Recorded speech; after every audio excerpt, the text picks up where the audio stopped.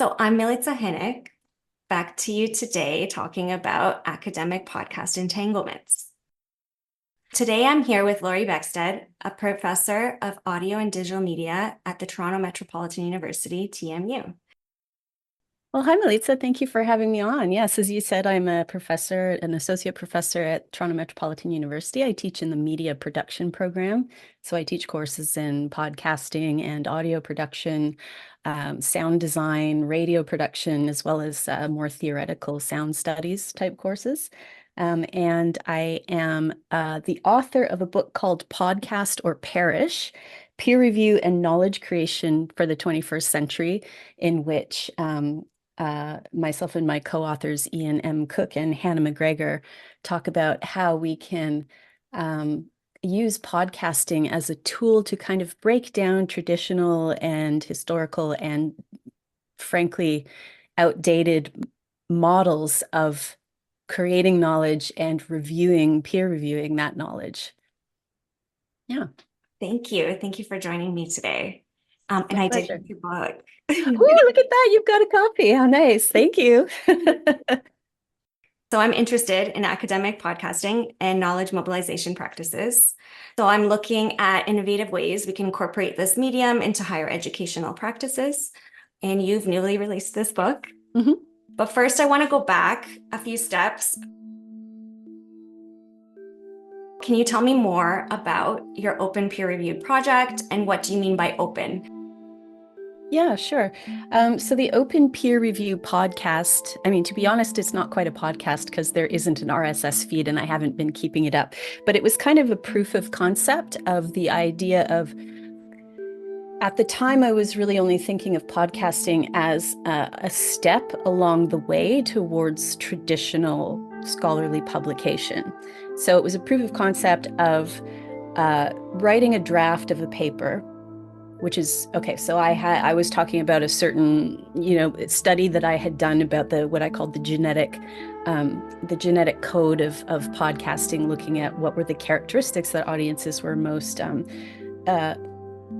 interested and engaged by.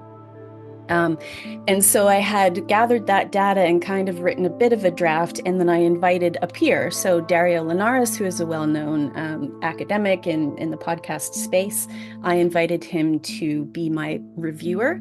And I invited a woman from our knowledge mobilization unit at TMU to be the host. And so I prepared documents for both of them in terms of prepping them.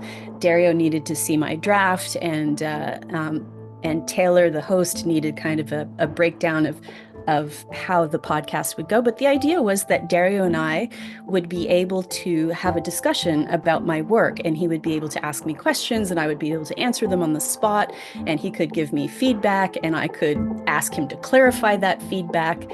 And Taylor just made sure that that procedure kind of kept flowing.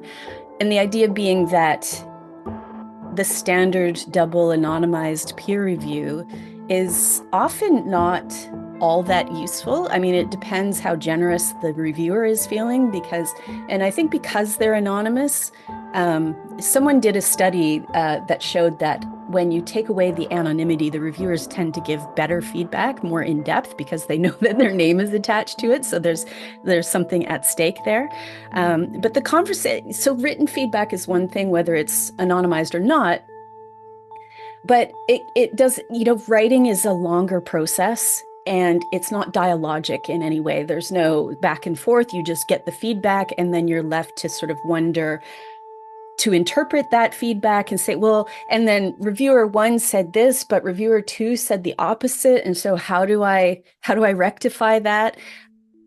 So the idea behind being able to discuss a draft on the way to publication was just the ability to, in a 1 hour or less conversation, to have a really in-depth, fulsome discussion and get new perspectives and ideas and, figure out where you might be going off the rails and so on, just like in an immediate and human, very human way, because we're looking at each other, albeit via Zoom, but we're speaking to each other, we're expressing ourselves, we're able to ask questions. So it just felt like a more, if peer review is meant to make our work better and make it more relevant in academia and to the public as well, then this is a much better process for doing that than written, double anonymized peer review. Thank you. Yeah, I agree. I didn't know much about the whole peer review process until I started looking into podcasts and just looking at the anonymity and the openness that podcasting has.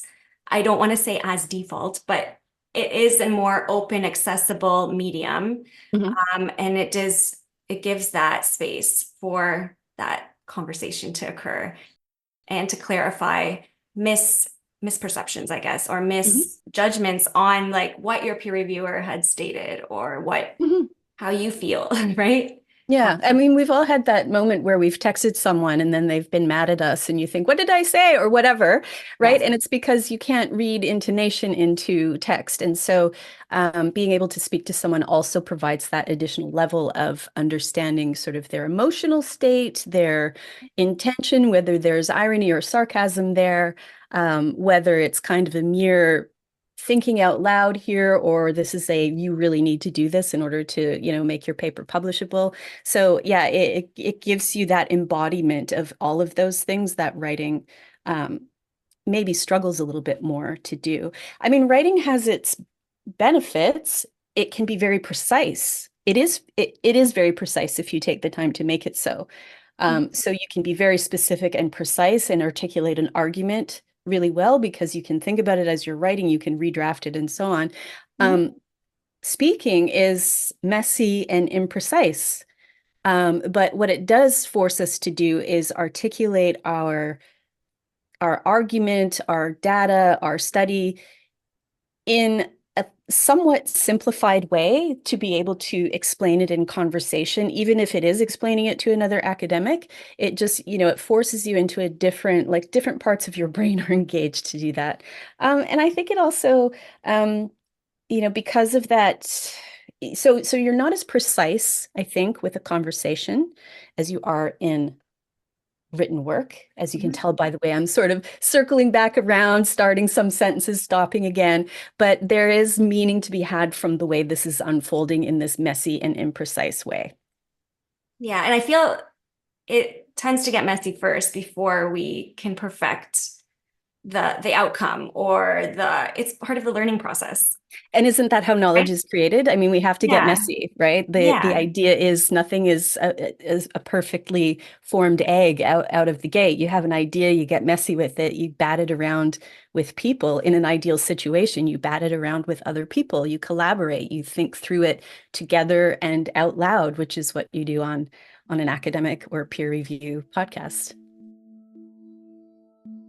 And as our technology transitions, we humans move along, some slowly, some at incredible speeds. You've shown great dedication and passion for podcasting, from its scholarship to its innovations around peer review. And I'd love to have Eben and Hannah hone in on all of this as well. Note, I love the book launch on Zoom. It was the most engaging Zoom call I've ever attended. Wow, that's saying something. Thank you. Well, thanks for being there. I'm pleased you could make it. Yeah, it was totally different. I've never been so engaged. Like there was like a poll, there was like so much interaction. It was really good. Yeah, we really wanted to make sure. Ian lives in Hungary, Hannah lives in British Columbia, Canada, and I'm in Toronto.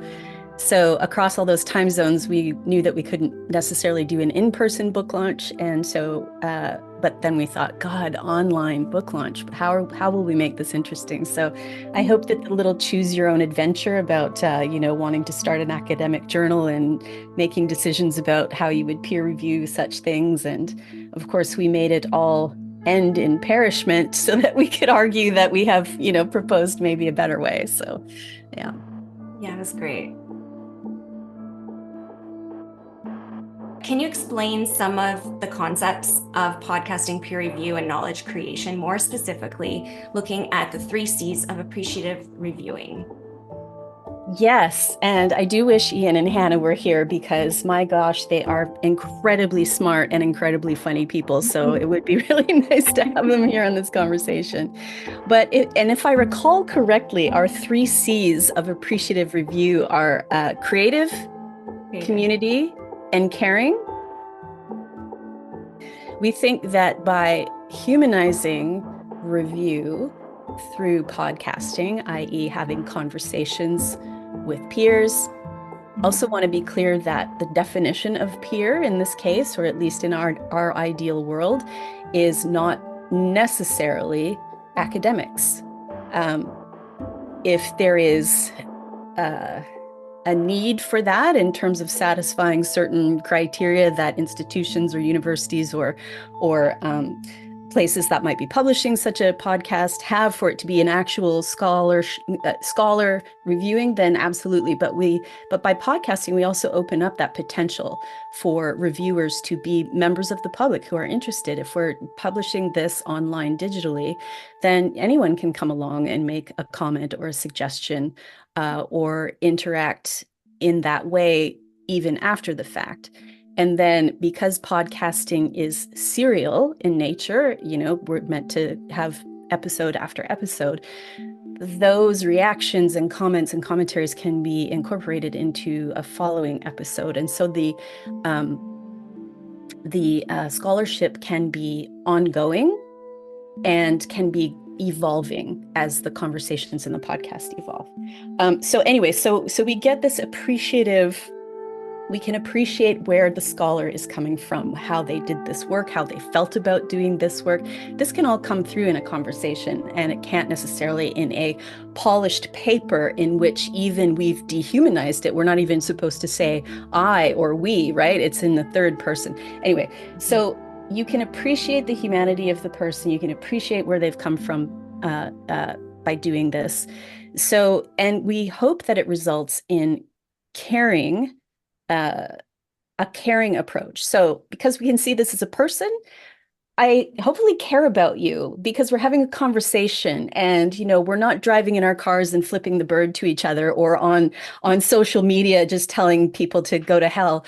We're looking at each other and we're here having a conversation as humans. So I think that ups the level of care that we have about that person and the care to want to help them make their work better. As opposed to tearing them down, right? That can be done easily in written, anonymized peer review because so you might just be in a bad mood and you're resentful that you have to do this review. You've got so many other things to do. It's written so you're not seeing someone in through their eyes and you're just kind of tearing into it. It's almost like being on social media and just making a negative comment, right? So caring comes into it. Community, we want podcasting is a medium that builds community. From the podcaster's point of view, often it's, if it's a chat cast or an interview-based podcast, community is being built by engaging with those people. A lot of scholarly podcasters I know say that one of the reasons they love podcasting is the excuse to reach out to interesting people and say, can we have a conversation? Right? So you're building community within the podcast itself, and by publishing it digitally and over time, there's community being built around that online. And that community can include other scholars, but also members of the wider public. And so this can help to make scholarship more public facing and community accountable. So especially in disciplines where someone or a group of people is being studied, um, right? It has to be accountable to those people, right? It can't just be, I benefited from this because I got, a paper on my CV out of it, but nothing came of the time and energy that the community being studied was put into it. So it is communal in that sense as well, the community accountability part and the fact that it engages community. And creative is really just because it is an ongoing thing. We are creating something new out of nothing. That creativity continues on in a sort of serialized manner. This touches upon exactly everything that I'm like looking into and researching. It aligns very well. Cool. That's great. So I wanted to highlight the media adaptive review. So here the review is being conducted in the same medium as the scholarship. It leads to my research on podcasting as educational tools or podcasting as a method. And I could see podcasting as a method in the peer review process, specifically in the media adaptive review, because you're using the podcast as a method to review the podcast. So in Yeah. what ways is this a method, or maybe it's not a method? Maybe it's just me trying to make all these connections, but maybe I could see something there. It is knowledge translation, synthesis, you're exchanging, you're co-creating, and then you're disseminating. So it is part Yes. of that whole knowledge mobilization and peer review. It So, kind of does that all at the same time, doesn't it? Yeah, if you're doing it well.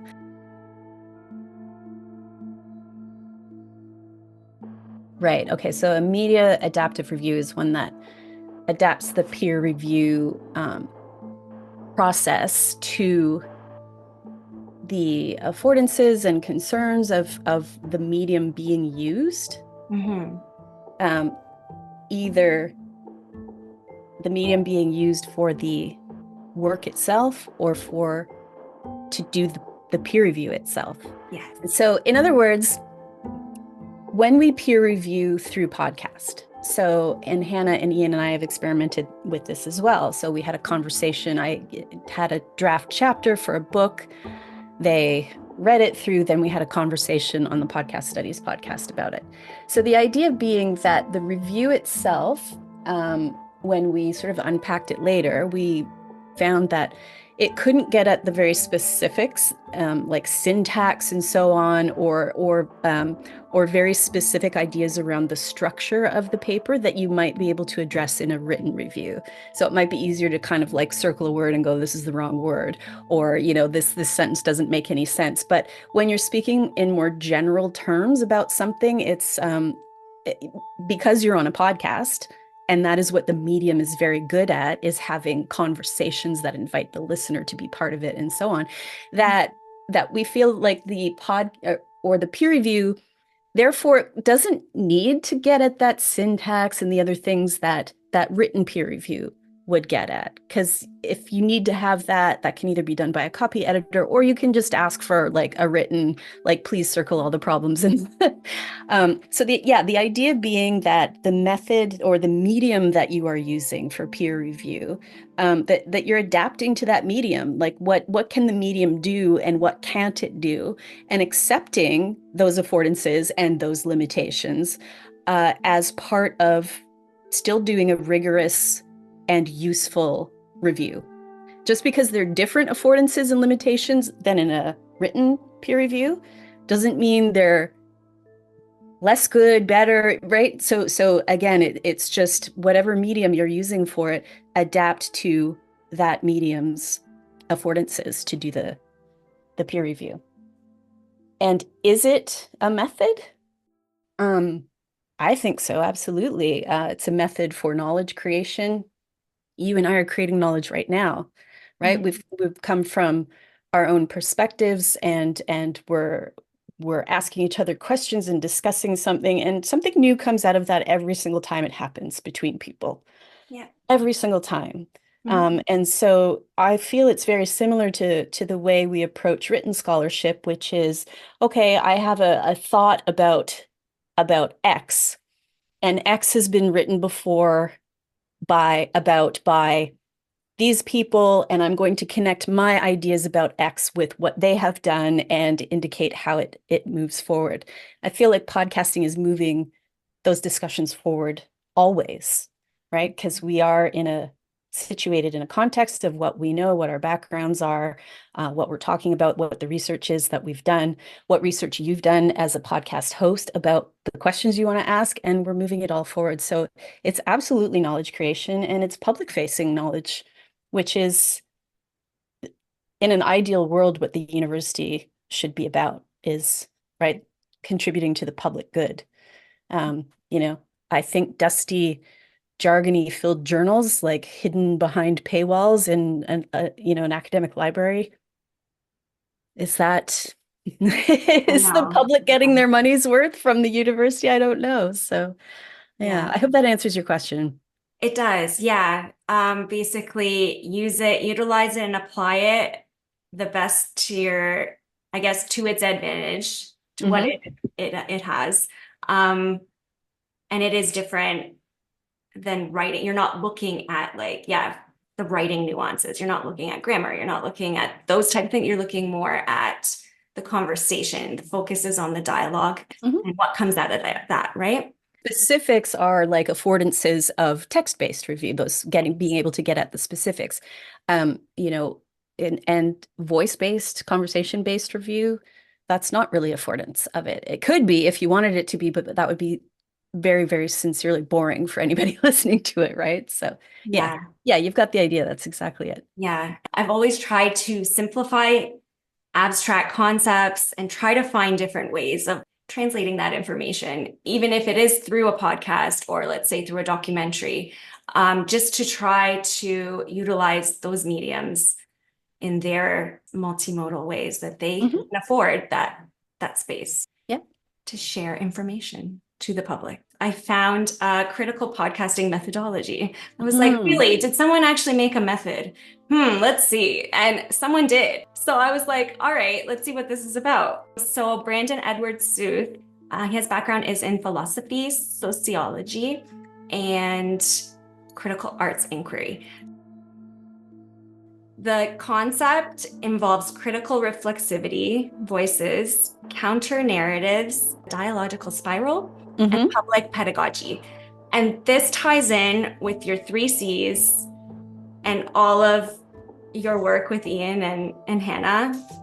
Like I think it aligns very well with all of that. Absolutely. Yeah, it brings in ethnography methods where the researcher considers their positionality concerning the research. It brings in dialogue where it's welcome, the fluidity between hosts and guests, between activists, academics, policymakers, community members, just citizens, driving change in their communities. And then you have the counter narratives. So here we have lived experiences, shedding awareness, challenging oppressive hierarchies, building relationships and trust, which is another thing when we get into the dialogical spirals, being open to vulnerability Hmm. and challenging that research participant binary where we listen to one another. Hmm. So I thought this was like a great way of approaching my topic. So I'm trying to connect it with knowledge mobilization, knowledge creation. What are your preliminary thoughts on podcasting as a method? I know you mentioned that it could work. It is a method with your peer review concepts. What other ways could it be used or mobilized in higher education? Yeah, well, I think that podcasting has always been a method. It just maybe hasn't always been called podcasting.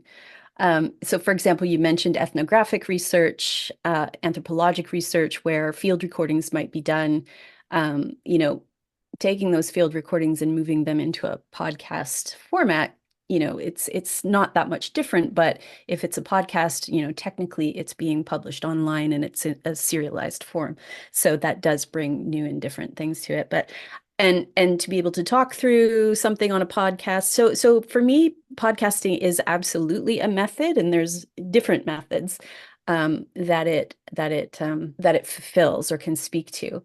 And I really appreciate you bringing to my attention the work of Brandon Edwards Schuth. I'm not sure I'm saying his last name correctly, but his proposal of critical podcast methodology, and that is here is a way we can use podcasting as a method of inquiry and research.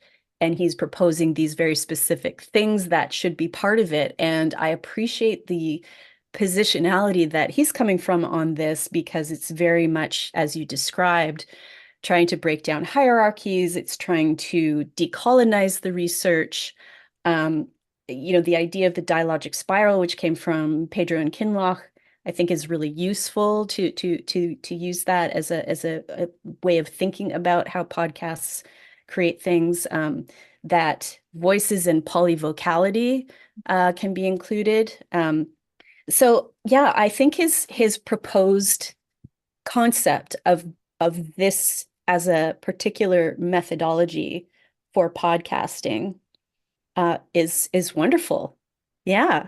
So and I do think it does cross over quite a bit with what Ian and Hannah and I have written about, because I think our positionality is very much, not particularly appreciating the hierarchies that academia has built, and the sort of us and them, learn the language of jargon that, the average person would never understand. And that's a deliberate gatekeeping, active gatekeeping, right? Like let's play together over here with our marbles that nobody else understands how to play with. So, I'm sorry, but what is the point of that is kind of our question. So yeah, I really do appreciate his method, and I'm not sure if I answered your question. Again, there's that dialogic thing where we just spin off on a tangent and we forget where we started, but that's kind of part of the beauty of it, right? Yeah. It's like we're dancing. Yeah, exactly. It is. It's a conversation. A conversation is a dance, right? Yeah. Yeah, an improvisation. Hmm. So since you teach audio production and digital media courses, in what ways do you see critical podcasting methodology being employed in a classroom setting? I could see it being employed in a graduate setting, because I think the concepts are very, I mean, I'm sort of thinking about my graduate students, and I'm coming from a particular point of view where I'm teaching media production, undergrads. And they're there because they want to make media, and we're teaching them how to make media, and they love the hands-on courses, and they kind of get annoyed when we make them take a theory Oh course, no. right? That kind of thing. So it's a rather involved methodology, which I think requires an understanding of a lot of those underlying principles that he is bringing together. So I could absolutely see it being used in a graduate situation. But I also think that the idea of podcasting as a sort of critical approach, and the approach of working with communities, decolonizing, breaking down barriers, I think that's at the heart of what he's proposing. And so I think that's simple enough and clear enough, and absolutely necessary in terms of you could use that in any classroom where, can we create, when we do a podcast, that those are the sort of underlying guiding principles that we use to approach how we're going to do this podcast. And I think that results in, ideally, it results in podcasts that do take down the unthinking, structures that, need rethinking, need criticism, literally, so to be critical about that, and critical of the assumptions we make, and critical of the place of everyone in the world, and so on. And so, yeah, I mean, to me, that's kind of the underpinning of critical podcast methodology that he's proposing, is that we can use podcasts as a way to set a lot of this crap on its head, like to really Yeah. just kind of blow it up. Yeah. And I really do appreciate that approach. It's Mhm. it's it's not one that you hear a lot necessarily in academia, although no, that's not true. There's plenty of people who want to blow it all up, and and those are the scholars I love. I really do appreciate wanting to blow it all up as opposed to kind of just like working politely within the existing structures, because that's not going to get us very far, I think.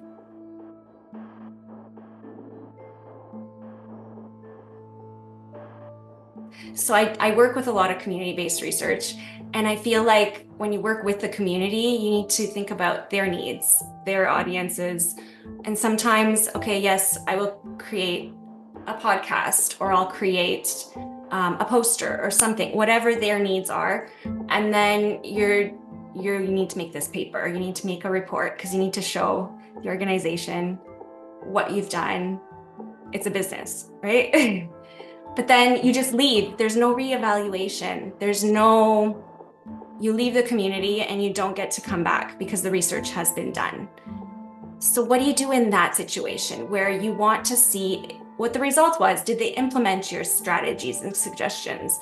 Did they do anything with that podcast? Do people even care? Like, right? Did they read the report? Maybe they did, maybe they didn't. The evaluation phase is the missing link, I guess, in my experiences. I don't see that evaluation happening. Yeah, you raise a really excellent point. And I think one of the reasons why people show up, do some research, publish paper, and leave is because of the unreasonable expectations around scholarship in academia. So in other words, uh, I was asked to put together a resume in a particular format for whatever purpose. And in this format, the first thing that I had to have on my resume was a number. And that number was meant to be the number of peer-reviewed publications in academic journals. I thought, okay, here's a perfect example of dehumanization. Like they don't care what it is I wrote. I'm sure there would have been a spot on that CV later for like listing the things that you wrote. But it's like they don't care what it was about. They just want to know a freaking number, right? So I was just like, okay, no. We're doing this all wrong. This isn't how we should value research at all. And so, because we've metrified and numberified Yeah. academia in this way, you can see where the natural outcome is someone who's under pressure to publish, or perish, right? Mhm. Publish as much as you can. And also, we've seen that the number of publications has increased exponentially. And I don't use that as a sort of generalized adjective. I mean literally exponential increase of how many papers are being published. So obviously the bar has been raised quite a bit in terms of what is a reasonable quote unquote number of papers to have. Mhm. So doesn't that automatically put a scholar in a position of you got to do this fast and to stick around and commit to a long-term working relationship with the community Mhm. might not result in as many papers in 17 papers per year that I'm Yeah. exaggerating. I don't even know, I'm not even exaggerating actually in some instances, but the expectations become so ridiculous that you can see why there's not much incentive for someone to commit to a Mhm. long-term relationship with a community and to to conduct research under those circumstances. So I think that's the answer is you do have to commit to a long-term project to think of it in those terms as opposed to in the granular terms of how many papers can I get out of this, right? Like if you're just thinking about what's my next paper, then it's a real get in, get out exercise, right? But if you're thinking of it like more like, okay, I'm going to apply for a shirk grant for, $2 million and it's going to be a 10-year project, that's more where you can engage. But who's getting $2 million grants these days, right? So there's that too. So yeah, and so you're a grad student, and I'm being so cynical, and I feel rather guilty that I'm. I hope I'm not jading you too much. No, no, no. Puts things into perspective. You say it like it is. That's it. This Mm, is, yeah, it's honest. Exactly the care of it, yeah, right? yeah.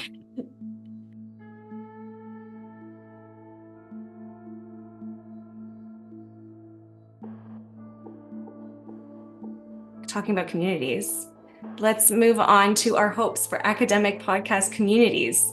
What are the biggest takeaways you hope listeners should learn? Oh, that's a tough question. It's a good one. The biggest takeaways, that podcasting is a legitimate form of scholarship, number one, and that we shouldn't try to take podcasting, scholarly podcasting, peer review podcasting, and squish it into the existing structures of how academia works and how peer review works, because I think that would risk podcasting no longer being something that is actually fun for us to do, um, but something that becomes a box checking exercise. Did you meet this requirement? Did you meet that? And we don't want to like break down podcasting in that way because there's a million different ways of doing scholarly podcasting, of peer reviewing through podcasting. And so I don't want to be proscriptive in any way about here is how you do peer-reviewed podcasting, or here is how you peer review something via a podcast. I don't want to do that at all. I think that's dangerous, and it becomes sort of like just fitting it into a box. And the wonderful thing about podcasting is it's kind of like a, as Ian Cook calls it, he identified that scholars who podcast think of it as an insurgent practice. So it is a bit of that for sure. And we kind of want to keep that feeling of insurgency, and by not saying this is how you do it. That would be a couple of the main takeaways for me. Thank you. Mm-hmm. And I have a signature question. What is your favorite podcast you listen to? Oh, I truly hate this question No. because it depends on the situation, right? I mean, I think my favorite podcast that I've ever listened to was S-Town. Have you heard that one? Do you know it? It was Oh, by the same makers of Serial. It came out in about 2016, and it was a narrative nonfiction podcast. And yeah, it was fabulous, mainly because the real life characters had such an extraordinary story. It was like capturing lightning in a bottle, and I don't think there'll be a podcast like it ever again. Um, but that satisfies my narrative nonfiction um, itch. But then there's others like 20,000 Hertz. I'm a sound geek, and sound design, and 20,000 Hertz is like this fabulous exploration of sound design. You see, and I'm going to forget all the really good ones that I want to tell you about because I'm on the spot. So that's why I hate this question, but it's always a good one. thank you. Thank you for taking the time out of your day to discuss podcasting. It's been my absolute pleasure. I'm delighted to talk about it. I mean, I think that every scholar who podcasts is a double whammy in terms of how much they like to talk. Like, that's one thing professors absolutely like to bloviate, but get us podcasting too, and we love to talk. So I'm always happy for an invitation to have a conversation about this. And it's been you've asked some really great questions that have required me to twist my brain in certain ways and think of things in different ways that I haven't. And again, that's the sort of, here we are sort of creating new knowledge and new perspectives. Thank So you. thank you very much for the opportunity. What an insightful conversation. Lori really spoke to the importance of having dialogue, having conversations about your ideas, a draft paper, and other scholarly works. It really embraces the humanizing aspects of peer review podcasting and what it means to academia and community-based research. She echoes that podcasting is a legitimate form of scholarship and should be taken seriously. That's all for today's episode on peer-reviewed podcasting. Tune in next time with invited academic podcast guest, Kim Fox. Ciao for now.